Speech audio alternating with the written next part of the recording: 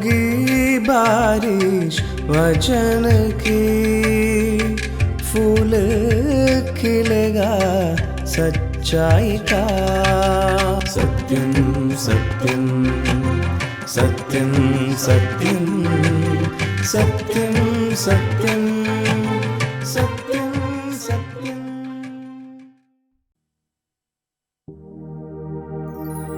यीशु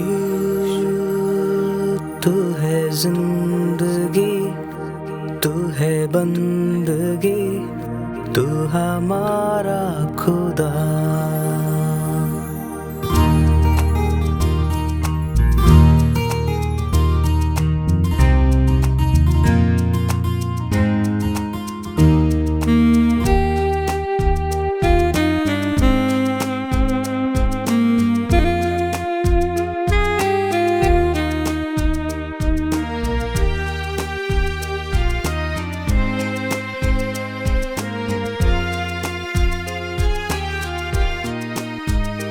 यीशु तू है जिंदगी, तू है बंदगी, तू हमारा खुदा। यीशु तू है जिंदगी, तू है बंदगी, तू हमारा खुदा। सच्चाई है तू ही, तू जिंदगी का रास्ता, तुझसा नहीं कोई। तू है हमारा बादशाह, बादशाह, बादशाह।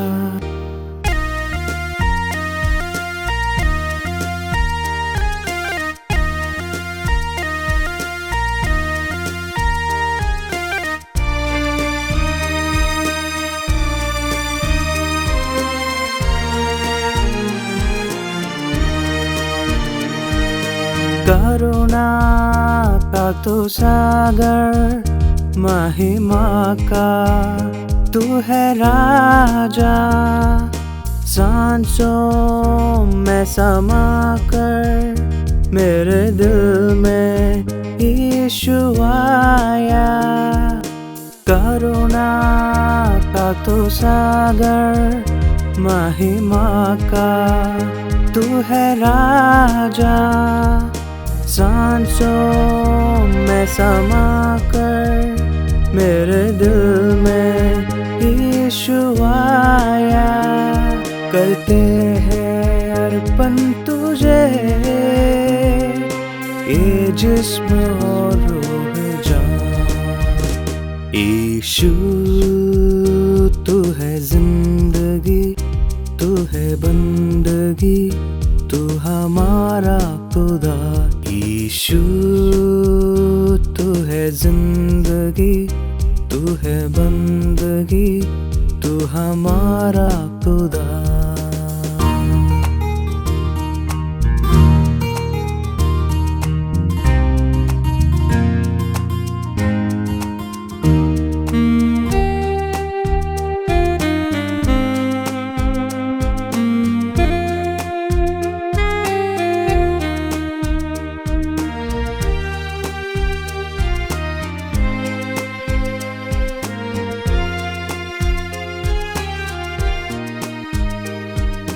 निर्बल का तो बल है, संकट में तू सहारा।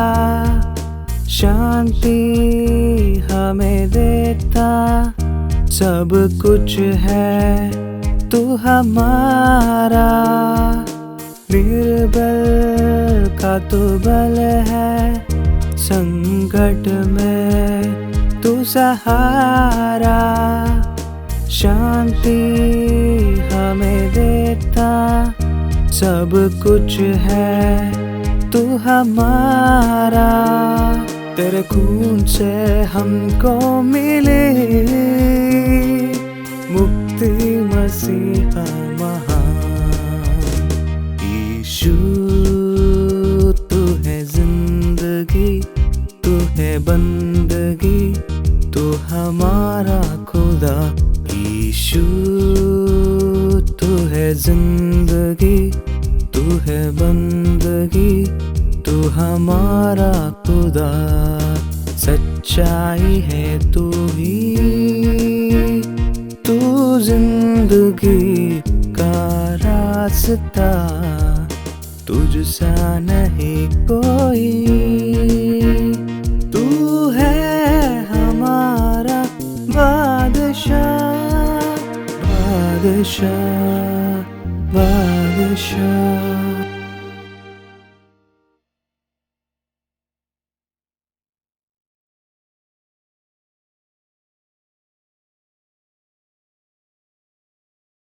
प्यारे दर्शकों, हम अगापे सुसमाचार सेवकाई की ओर से सत्यम सत्यम सत्यम कार्यक्रम के माध्यम से प्रभु यीशु मसीह का सुसमाचार आपके लिए लेके आए हैं।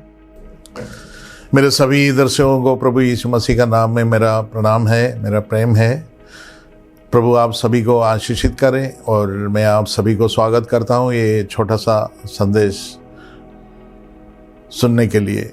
आज मैं आपके सामने एक ऐसा विषय का चर्चा करना चाहता हूँ, वो ये है एक जयवंत जीवन हम कैसे जी सकते हैं। एक जयवंत जीवन हम कैसे जी सकते हैं। संसार के नज़र में जयवंत होना या कामयाब होना शायद इसके आधार पर होगा कि एक व्यक्ति कितने कमाते हैं और क्या क्या वस्तुएं अपने लिए खरीदते हैं, बड़ा घर बनाते हैं, गाड़ियां खरीदते हैं, या फिर अपने लिए एक अच्छा नाम, बहुत ही प्रसिद्ध हो जाते हैं, और या किसी लीडर बन जाते हैं संसार में, किसी राजनीति दल का लीडर भी बन सकते हैं, और किसी संस्था का बड़ा ऑफिसर बन सकते हैं, और बड़े बड़े पद में नौकरी मिलने वाला, ये सब संसार उनको जयवंत कहते हैं। ये लोग सक्सेसफुल, अंग्रेजी में सक्सेसफुल बोलते हैं। तो संसार ऐसे लोगों को बोलते हैं ये कामयाब हो गया है, ये सक्सेस हो गया इनका ज़िंदगी, ऐसे सफल हो गया, ऐसे बोलते हैं। पर बाइबल के आधार पे जयवंत होना कुछ और होता है, इससे बहुत अंतर है उसका। तो ऐसे जयवंत होना हमारे लिए बहुत ही लाभदायक है, बहुत ही आशीष का कारण है, और वही परमेश्वर का उद्देश्य है हमारा जीवन का प्रति, हमारा जीवन के लिए। तो हम देखेंगे परमेश्वर के नज़र में जयवंत होना क्या होता है। एक बार यीशु मसीह ने किसी बड़ी धनी व्यक्ति से ऐसा सवाल पूछा था, यदि तू सारे संसार को भी जीत ले तो भी तेरा आत्मा नष्ट हो गया तो तेरा क्या लाभ होता है। और एक बार ऐसा भी हुआ था, एक बहुत ही धनी व्यक्ति था, तो उसका खेत में अच्छा फसल आ गया, देखकर वो बहुत खुश हो गया, और वो बोला अरे यार इतना फसल हमें आया मिला, तो ये सब काट कर कहाँ रखेंगे, हमारे पास इतना जगह भी नहीं है, सारे फसल को रखने के लिए जगह नहीं है, ऐसा बोल रहे थे। तो उसी समय, उसी रात को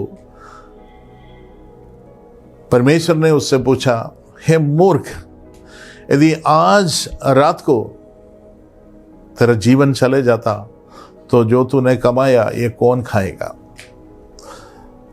तो हमें समझने की बात यह है, इस संसार के नज़र में कामयाब होना जरूरी नहीं कि वो परमेश्वर के नज़र में कामयाबी है। तो हम देखेंगे परमेश्वर के नज़र में कामयाब होने का मतलब क्या है और कैसे हम ऐसे कामयाब बन सकते हैं। इसके आधार के लिए मैं एक वचन पढ़ के सुनाना चाहता हूं आपको। ये वचन रोमियों की पत्री से लिया हुआ है।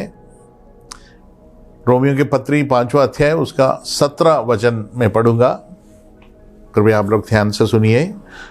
रोमी 5 का 17।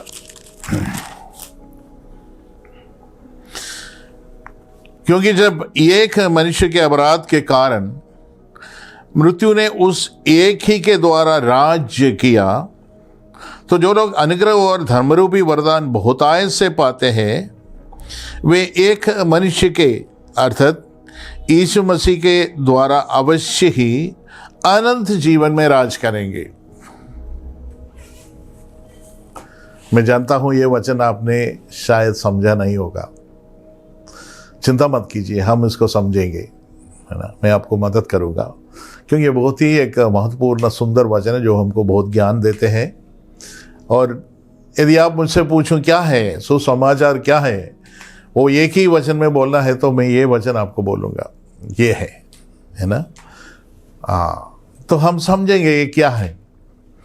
तो ऐसे शुरू होते हैं, क्योंकि जब एक मनुष्य के अपराध के कारण मृत्यु ने उस एक ही के द्वारा राज किया, तो सबले हम समझेंगे मृत्यु का राज के बारे में चर्चा हो रहा है। मृत्यु राज किया ऐसे बोल रहे हैं। राज करने का मतलब क्या है? एक राजा अपने लोगों के ऊपर जो अधिकार जताते हैं, है ना, उनको अपना अधीनता में रखते हैं, अपना एक प्रकार का गुलामी में उनको रखते हैं, उसको राज्य करता है, राज्य करना बोलते हैं। तो यहां बोलते हैं मृत्यु ने मानव जाति के ऊपर राज्य किया, है ना। और बोलते हैं ये क्योंकि जब एक मनुष्य के अपराध के कारण, किसका बारे में बोले, ये एक मनुष्य कौन है? यदि आप बाइबल पढ़ने वाला व्यक्ति हो, यदि नहीं भी पढ़ने वाला व्यक्ति हो तो भी आप इसको मैं आपको समझा दूंगा। ये एक मनुष्य जो पहला मानव था ना, परमेश्वर ने जब सृष्टि के शुरुआत में बाकी सब वस्तुओं का रचना के बाद मनुष्य को बनाया था, है ना। उस मनुष्य का नाम आदम था। तो उस एक मनुष्य बोला तो वो आदम है ना। ये एक मनुष्य के अपराध के कारण, यानी आदम के अपराध के कारण मृत्यु ने उस एक ही के द्वारा, उस आदम के ही द्वारा राज्य किया, राज करने लगा, है ना। मृत्यु राज करते हैं किसके कारण? ये एक व्यक्ति आदम के पाप के कारण, और उसी के द्वारा, आदम के द्वारा, आदम से जितने भी परंपराएं, जितना भी पीढ़ियां निकल गए, उन सब को अपना गुलाम बनाकर मृत्यु राज किया, मृत्यु राज किया, मृत्यु का अधीनता में हो गया। मृत्यु क्या है? बाइबल का ये भी है ना, बाइबल का अर्थ जो है, जो हम समझते हैं उससे थोड़ा अलग सा है।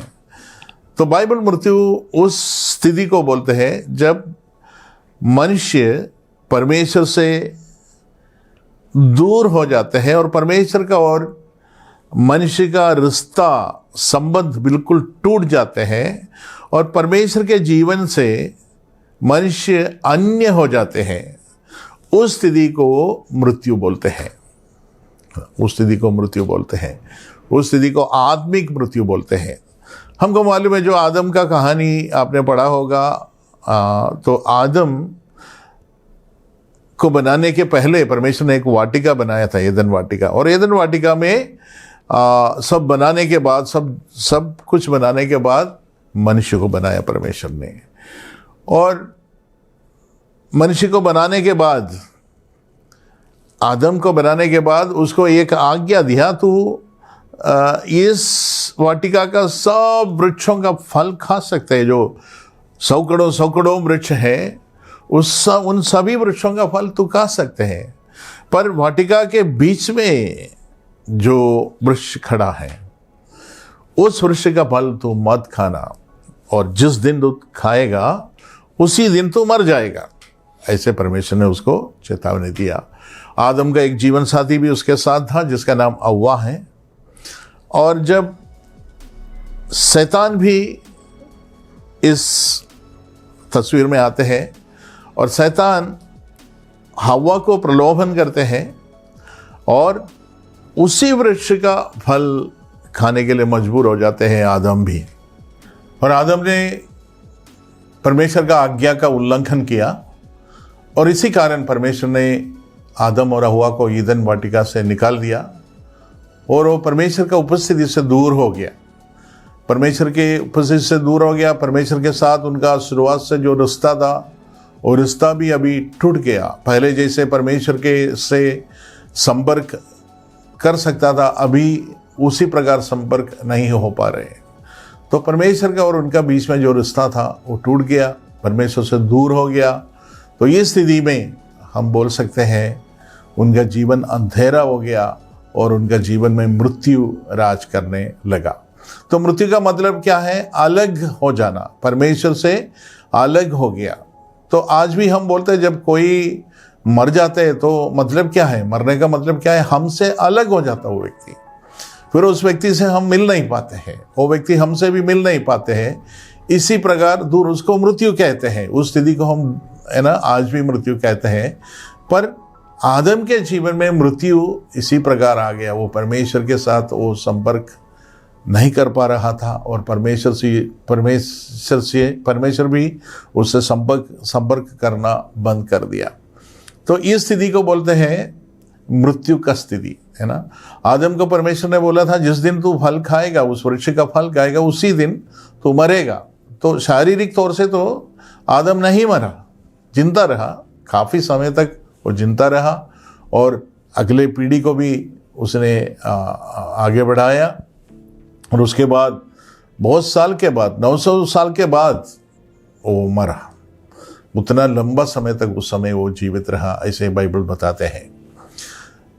तो आदम आत्मिक तौर से उसका मृत्यु हो गया, यानी कि उसका आत्मा परमेश्वर के साथ उनका जो रिश्ता संबंध था वो टूट गया हमेशा के लिए। और उस स्थिति में था वो, उसको बोलते हैं मृत्यु राज करने का। तो उसका पूरा स्थिति बदल गया। आदम पहले बहुत खुशी में, बहुत हिम्मत में और आनंद में रहता था, क्योंकि परमेश्वर उसके साथ साथ चलते थे। परमेश्वर का संगति था उसका जिंदगी में और परमेश्वर का उपस्थिति उसका जीवन को हर प्रकार संतुष्ट कर देते हैं, खुश कर देते थे और शांति सब कुछ उसको मिलते थे। पर आज जब वो परमेश्वर से दूर हो गया तो उसका जीवन में क्या क्या असर हुआ। वो डरने लगा, वो मृत्यु को डरना, शारीरिक मृत्यु को भी डरने लगा। उसके जीवन में क्लेश और पीड़ाएं बढ़ने लगा और उसके जीवन में जो काम परमेश्वर को अच्छा नहीं लगता था वही काम करने के लिए ये मजबूर हो गया, जिसका नाम पाप है ना।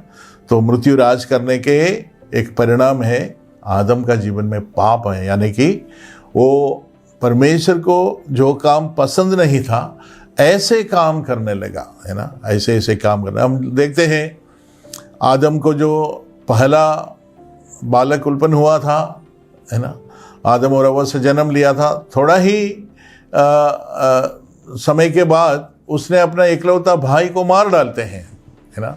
तो आदम पाप करने के बाद उसका परिणाम हम देखते हैं इंसान का जिंदगी में। तो परमेश्वर से कोई रिश्ता नहीं, संबंध नहीं, परमेश्वर के डर नहीं है, तो कुछ भी करने के लिए तैयार हो जाता है। तो इसलिए इतिहास में सबसे पहला मर्डर ईदन वाटिका में हुआ। वो कायीन अपना छोटा भाई हाबिल को मार डाला था। तो इसी प्रकार, है ना, परमेश्वर से दूर होने के कारण इंसान का जिंदगी में सारे अधर्म और कुकर्म उनका जीवन में शुरू हो गया। और ये स्थिति को हम कहते हैं मृत्यु राज करना, है ना। आदम का जीवन में आदम के द्वारा मृत्यु राज किया और उनके जो संतान हैं, हम उनके परंपरे हैं, हम सभी के जीवन में मृत्यु राज करते हैं। हम जिस जहाँ से जन्म लेते हैं उस स्थिति में हम कभी परमेश्वर से कोई मेल मिलाप नहीं कर सकते हैं, परमेश्वर से संगति नहीं कर सकते हैं, परमेश्वर से कोई संबंध हमारा नहीं रहता है ना। तो ये स्थिति को मृत्यु राज करना, तो ये स्थिति के कारण आदम का पाप है बोलते। तो आप समझ जाना, आज हम इस दुनिया में देखते हैं जितने भी अन्याय और अधर्म और कुकर्म और जितना भी हिंसा, पीड़ा और ये अन्याय सब होने का कारण क्या है? क्योंकि मानव जाति के ऊपर मृत्यु राज करने लग जाते हैं। तो ये आदम के द्वारा ये स्थिति हमने हमारा बड़ा दादा आदम के द्वारा हमारा जीवन में भी पाप और मृत्यु आ गया और हमारा जीवन में भी मृत्यु राज करते हैं। तो वो जो वचन हमने पढ़ा मैं वापस पढ़ूंगा, क्योंकि जब एक मनुष्य के अपराध, रोमी 5:17 पढ़ता हूं, क्योंकि जब एक मनुष्य के अपराध के कारण मृत्यु ने उस एक ही के द्वारा राज किया, उस एक ही के द्वारा मृत्यु राज किया, तो जो लोग अनुग्रह और धर्मरूपी वरदान बहुतायत से पाते हैं वे एक मनुष्य के अर्थात यीशु मसीह के द्वारा अवश्य ही अनंत जीवन में राज्य करेंगे। तो इधर दूसरा एक नया बात बताता है, अनंत जीवन में राज्य करना। पहले हमने पढ़ा क्या है, मृत्यु राज करना, मृत्यु हमारा जीवन में राज कर रहे हैं। अभी ये इधर क्या चर्चा हो रहा है, अनंत जीवन में राज करना, है ना, अनंत जीवन में राज्य करना। परमेश्वर ने जब इंसान को बनाने के बाद बोला, इंसान को बनाने के पहले परमेश्वर ने बाकी सब जीव जंतुओं का, इस पृथ्वी का सारा सृष्टि किया था, और इंसान को बनाने के बाद तुरंत उसको कहा तू ये सब जीव जंतुओं के ऊपर पृथ्वी पर तू राज्य कर, ऐसे बताया। सबसे पहले आशीष और जो अधिकार परमेश्वर ने इंसान को दिया था वो ये है कि सब जीव जंतुओं के ऊपर वो अधिकार करे और वो उनको आगे बढ़ाए। उनका एक लीडर के रूप में आदम को परमेश्वर ने बनाया था और बोला राज करो। पर आदम ने क्या किया, परमेश्वर ने दिया हुआ उस अधिकार को वो खो बैठा और उल्टा अब मृत्यु उसके ऊपर राज करने लगा, मृत्यु उसके ऊपर अधिकारी बन गया अभी, है ना, और आदम उसका गुलाम बन गया, मृत्यु और पाप का गुलाम के रूप में आदम बन गया। तो आदम के द्वारा यही मिला, इन मानव जाति को क्या मिला, आदम के द्वारा हमें ऐसा एक जिंदगी मिला जिसमें मृत्यु राज करते हैं, जिसमें बहुत सारे पाप होता है और निराशा होता है, दर्द होता है, और आखिर में वो अनंत काल का दंड अपना जीवन में ले आते हैं। तो मृत्यु राज करने का असर ये सब होता है। पर यहाँ जो बात बताया ये बहुत ही हमें प्रोत्साहन देने वाली बात है और हमें बहुत ही मगन करने वाला एक बात है, यानी यीशु मसीह के द्वारा अवश्य ही अनंत जीवन में राज करेंगे। तो हम जीवन में राज्य करेंगे। जो अधिकार आदम ने एदन वाटिका में खोया था, उस अधिकार परमेश्वर हमको वापस दे रहे हैं, है ना।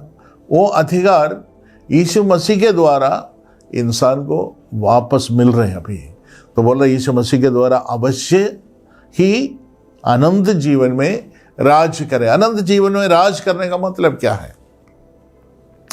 मृत्यु राज करने का मतलब है हर बुरे काम का गुलाम बन जाना, पाप का गुलाम बन जाना, और पाप एक आदत बन जाना, है ना। कितना भी कोशिश करें पाप से बच नहीं सकता, वो करना नहीं चाहते तो भी करने के लिए मजबूर हो जाते हैं, है ना। इस स्थिति को हम बोलते हैं मृत्यु राज करने का स्थिति। पर इधर जीवन में राज करने का स्थिति बता रहे यीशु मसीह के द्वारा। जो लोग यीशु मसीह पर विश्वास करते हैं वो जीवन में राज करेगा, ऐसे बोलते हैं, है ना। जीवन में राज करने का मतलब क्या है? जो पाप हमेशा हमको गुलाम बनाते थे उसके ऊपर, हम उस पाप के ऊपर और मृत्यु के ऊपर जयवंत हो जाना होता है ना। पाप जो जीवन भर हमको सताते रहता है, हमारा पीछा छोड़ते नहीं, हमको हरा देते हैं, उस पाप, है ना, उसके स्थान में आज हम पाप के गुलामी से परमेश्वर हमको छुड़ाते हैं। प्रभु यीशु मसीह के द्वारा पाप का गुलामी से हमको छुड़ा दिया, है ना, और हमें जीवन में राज करने के लिए हमें जीवन में प्रवेश कराया परमेश्वर ने, है ना। तो ये बड़े, यही सुसमाचार, यही खुशी की बात है कि परमेश्वर हमें जीवन में राज करने के लिए परमेश्वर ने हमको बना लिया, हमको तैयार किया। ये बहुत बड़ी खुशी की बात है। तो इधर पूछते हैं, पौलुस पूछते हैं कितना अधिक जीवन में राज करेंगे, है ना। अवश्य ही अनंत जीवन में राज करेंगे। जरूरी है कि वो अनंत जीवन में राज्य करे। और अनंत जीवन में राज करने का कारण इधर बताता है, जो लोग अनुग्रह और धर्मरूपी वरदान बहुतायत से पाते हैं, एक मनुष्य के अर्थात यीशु मसीह के द्वारा अवश्य ही अनंत जीवन में राज करेंगे। तो अनंत जीवन में राज करने के लिए, हाँ, अनंत जीवन में राज करने का मतलब यह है, हम जो पाप हमको आज तक गुलाम बना के रखा है, जो पाप का अधीनता में, पाप का गुलामी में हम रहे थे, वहीं से हमको छुटकारा देकर पाप के ऊपर हमें जयवंत होने के लिए प्रभु आशीष देते हैं। और दूसरी बात, जब मृत्यु राज करते हैं, इंसान का जीवन भर निराशा, दर्द, बीमारियां, दुख, तकलीफ सब कुछ होता है। कोई खुशी नहीं, कोई सच्चा आनंद और खुशी नहीं है। उस स्थिति को भूलने के लिए इंसान और भी शायद दारू पीते होंगे, नशीले पदार्थों को उपयोग करते हैं, जिसके कारण उसका होश भी उड़ जाते हैं और पागल जैसे इंसान घूमने लग जाते हैं। ये सब क्या है? मृत्यु राज करने का उस स्थिति में इंसान को ये होते हैं। पर यहाँ हमको जो बहुमूल्य वायदा जो परमेश्वर के द्वारा हमें मिला है कि हम यीशु मसीह के द्वारा अवश्य ही अनंत जीवन में राज करेंगे। जीवन में राज करने का मतलब भी मैं आपको बताऊंगा। जीवन में राज करने का मतलब है, जो पाप हमको गुलाम बना के रखते थे, उस पाप को हम गुलाम बनाते हैं, उस पाप के ऊपर हम जयवंत हो जाते हैं, होते रहते हैं, एक दिन में नहीं। हमें ये प्रक्रिया जो परमेश्वर ने शुरू किया है, हमारा मृत्यु तक ये चले जा सकता है। और इधर बीच में दो शब्द हमको मिलते हैं, जो लोग अनुग्रह और धर्मरूपी वरदान बहुतायत से पाते हैं। तो दो वरदानों के बारे में बताते हैं, एक अनुग्रह और एक धार्मिकता। ये दो वरदान परमेश्वर हमको देते हैं। सबसे पहले हमको कौन सा वरदान देते हैं? एक अनुग्रह। अनुग्रह बोला तो क्या है? वो परमेश्वर का सामर्थ्य है, जो हम नहीं कर सकते हैं, जो काम हम इंसान हमारा कमजोरी के कारण नहीं कर सकते हैं, उन कामों को करने के लिए परमेश्वर हमें अपना सामर्थ्य देता है। उसको हम बोलते हैं अनुग्रह, है ना। पौलुस के बारे में हम सीखते हैं, पौलुस का जब शरीर में कोई कमजोरी था, वो आगे नहीं बढ़ पा रहा था अपना सेवा में, तो उसने प्रार्थना किया और प्रार्थना किया तो परमेश्वर ने उसको बताया, मेरे अनुग्रह तेरे लिए पर्याप्त है, काफ़ी है, तेरे निर्बलता में मेरा सामर्थ भरपूरी से तुझे मिल जाता है। तो पौलुस बोलते मैं इसी बात में घमंड करूंगा। तो परमेश्वर का अनुग्रह प्रेरित पौलुस पर हुआ, और अपना कमजोरी में, उसका शरीर में मालूम नहीं क्या है, उसका शरीर में एक कांटा था ऐसा बोल रहे हैं, उसको हमेशा दर्द होते रहते थे, हमेशा उसको मतलब रुकावट आते थे, पर परमेश्वर का अनुग्रह के द्वारा वो सब कुछ कर पाया। उसका सेवा बाकी जो लोग शरीर में कोई कमी नहीं था उनसे भी बढ़कर पौलुस ने सेवा किया। ऐसे हम पहले कुरिन्थी 15:10 में पढ़ते हैं। और दूसरा, ये अनुग्रह हमारे लिए बहुत जरूरी है। ये अनुग्रह हमारे लिए बहुत जरूरी है कि जीवन में राज करने के लिए। और दूसरी बात क्या है, हमें एक धार्मिकता मिल गया है ना। हम अधर्मी होने के कारण परमेश्वर के निकट, परमेश्वर की उपस्थिति में हमें प्रवेश नहीं था, पर यीशु मसीह ने हमारे लिए क्रूस पर मरा, और मरते समय क्या है, हमारा सबके पाप उनके ऊपर डाल दिया था, और प्रभु यीशु मसीह का धार्मिकता हमें सेहतमंद में परमेश्वर ने हमको दिया। तो हम उस धार्मिकता आज हमें मिल चुका है। इस धार्मिकता के साथ हम परमेश्वर के उपस्थिति में जा सकते हैं, परमेश्वर के निकट हम जा भी सकते हैं।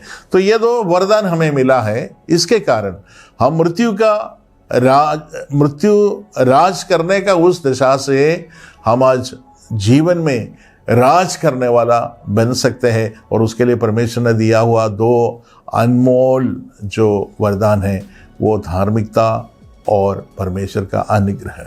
ये दो वरदान हमें मिला है, इस कारण आज हम जीवन में राज कर सकता है। उसका मतलब पापों के ऊपर हम जयवंत हो सकता है ना। हमको हराने वाले पापों के ऊपर हम जयवंत हो सकता है, और दुख और निराश और क्लेशों में भी हम जयवंत हो जाते हैं। क्लेशों को देखकर हम डरते नहीं, क्योंकि क्लेशों को देखकर हमको मालूम है थोड़ा समय का है, और थोड़ा समय इधर क्लेश सहन करने से हमको अनंत काल का महिमा मिलते हैं, ये बात भी परमेश्वर ने हमको सिखाया। इसलिए मेरे प्रियो, सुसमाचार ये है, हम एक मनुष्य के द्वारा इंसान का जिंदगी पूरा हार गया था, तो वो आदम है, और पर यीशु मसीह के द्वारा आदम ने जो हमारा मानव जाति को पूरा हार में डाल दिया, पर यीशु मसीह के द्वारा हम जीत के भाग में आ गया है। हम आज जीवन से भी बढ़कर जिंदगी हम जी सकते हैं। तो यही, इसी के लिए परमेश्वर ने हमें अपना धार्मिकता भी दिया है, और हमें एक वरदान यानी अनुग्रह का वरदान भी हमें परमेश्वर ने हमको दे दिया है। तो मेरे प्रियो, यही सुसमाचार है। यीशु मसीह में विश्वास करने वाला राज कर सकता है, जीवन में राज कर सकता है। वो दुखों के सामने, पापों के सामने वो झुकेंगे नहीं, हारेंगे नहीं, और जीवन से भी बढ़कर होते रहेंगे। इन वचन के द्वारा प्रभु आप सभी को आशीषित करें। आमीन। हम आशा करते हैं कि ये संदेश आपके लिए आशीष का कारण बना है। यदि आप प्रभु यीशु मसीह के बारे में या बाइबल के बातें के विषयों के बारे में अधिक जानकारी लेना चाहते हैं, या आपके समस्या के बारे में आप प्रार्थना रखना चाहते हैं, या कोई सुझाव हमारे पास बताना चाहते हैं, तो हमारे पते पे आप ज़रूर लिखिए। हमारा पता है अगापे गॉस्पेल मिनिस्ट्री, 87 मैत्री नगर, कोलम 691002। हमारा ईमेल आईडी है satyamsatyamai@gmail.com। आप हमें फ़ोन या व्हाट्सएप के माध्यम से भी संपर्क कर सकते हैं। हमारा फ़ोन नंबर है 7898160067 या फिर 9960156585 पर भी संपर्क कर सकते हैं। इस प्रकार के संदेश को और भी सुनने के लिए हमारे YouTube चैनल सत्यम सत्यमय या हमारे Facebook पेज सत्यम सत्यमय पर जाएं। परमेश्वर आप सबको आशीषित करे।